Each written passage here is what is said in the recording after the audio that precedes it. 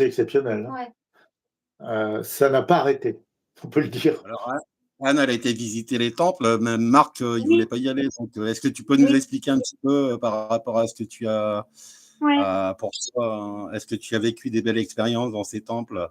Oui, oui, bah, toi, tu en as vécu une, Oui, belle mais au là, il pose la question à toi. oui, oui, au temple de Cali.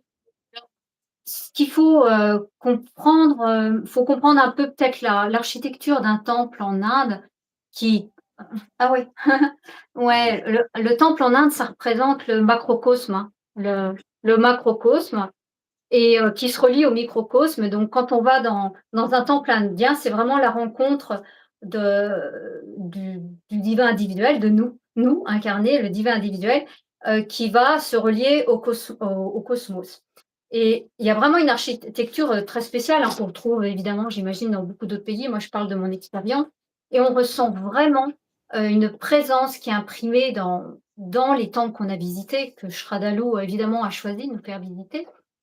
Et ouais, j'ai vécu des choses extraordinaires parce que comme dans beaucoup de temples, quand on dit temple, la définition d'un temple, c'est un espace où on laisse une vacuité pour que coucou, pour que pour que la présence, puisse s'installer, en fait. Donc quand on va dans ces temples et qu'on va vers ces endroits qui sont profondément sacrés, on ressent des choses mais époustouflantes et comme j'emploie le mot de Shraddhalou, il y a une technologie, enfin, qu'on retrouve dans les Védas, il y a une technologie pour mettre en forme, matérialiser la présence dans les temples. Et pourquoi il y a cette technologie, quand on dit technologie, bon, c'est différents procédés qu'on pourrait dire occultes, hein, avec d'autres mots, qui permettent de faire le lien avec les humains qui n'ont pas la capacité de sentir directement la présence. Donc, ils ont ces facultés par une sorte de, on pourrait dire, de mimétisme sur des plans subtils, de sentir la présence et d'en être imbibé. Voilà, bon là je résume pour les histoires des temples. Mais ouais, j'ai vécu des choses assez extraordinaires, ouais. Mmh, Ah bah, voilà. merci, Anne, c'est gentil. Ouais. Merci. Mmh. Oui, il y a ce très grand temple qu'on a visité, tu sais, où les hommes devaient être torse nu, c'était où? Tu sais, où les hommes devaient être torse nu et on nous a fait enlever les Oui, chaises. oui, oui, C'était où? Niram, bon, le nom, oui, mais j'ai le C'est un nom, super Niram. grand temple, ça, Ah ouais, c'est énorme, extraordinaire, ouais. énorme. Ouais, Ah, mais là, nos cathédrales, si tu veux, ont qu'à bien se tenir. C'est gigantesque. ouais, ouais.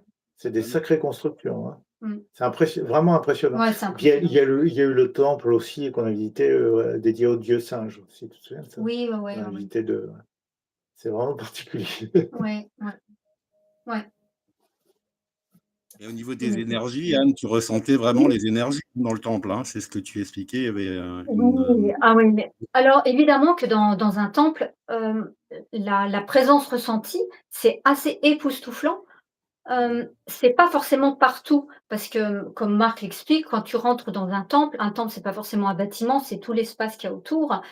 Il y a un mélange avec, les énergies, ce que tu appelles aussi les énergies vitales, les entités, Marrakech. du marécage qui sont là. Mais quand on se rapproche d'un endroit dédié au divin, à la présence ou à une divinité, c'est assez époustouflant. Alors il y a Toi, tu as senti tu sais, ah oui, ce saint-là ou ce gourou-là, ah oui, oui, au tout à temple de fait. Cali, comment il s'appelle ce Hem, mec? heu Maharshi, non, c'est pas ça? non, non, Non? non, ouais, mais ouais, on est allé dans plusieurs endroits, mais ce qui est très intéressant, c'est qu'à des fois, à 1 mètre près, tu te penches et Cette chambre-là où tu t'es ah oui, penché. oui, tu te penches et tout à coup, tu as une infusion, une descente, tu te sens mais complètement, Enveloppé, enveloppé, pénétré. c'est époustouflant. Ce qui est extraordinaire en Inde, vraiment, c'est que c'est habité. La substance de l'atmosphère dans laquelle on circule, mais partout, c'est habité, on sent la présence.